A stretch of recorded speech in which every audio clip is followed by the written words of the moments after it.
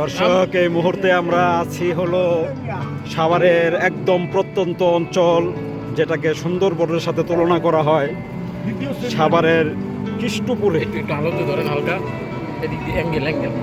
আপনারা দেখছেন কি গ্রহীণ জঙ্গল, কিছুই দেখা যাচ্ছে না, একটা শাখা রাস্তা। আপনারা দেখেন কি ভয়ঙ্কর অবস্থা।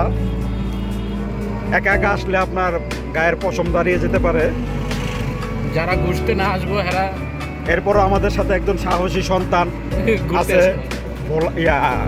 বরিশালের বরগুনা জেলার একজন সাহসী সন্তান আমাদের সাথে আছে, সজল ভাই।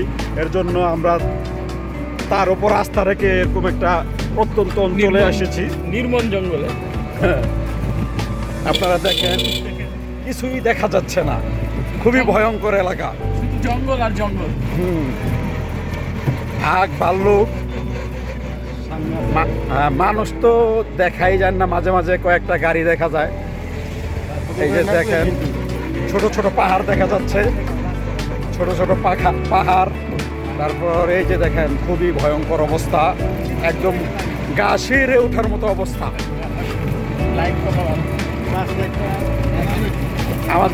আমাদের পাশে আছে বাংলাদেশের সবচেয়ে ভয়ঙ্কর জেলা, যার সাহসে আমরা এখানে এসেছি। বাংলাদেশের সবচেয়ে ভয়ঙ্কর জেলা ব্রাহ্মণবাড়িয়ার সন্তান ভোটকা রুবেল ভাই, তার সাহসে আমরা এখানে এসেছি।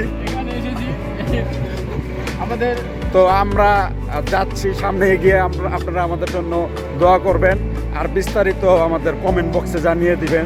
জয় বাংলা, জয় বঙ্গবন্ধু, ইগল মার্কায় ভোট দিন।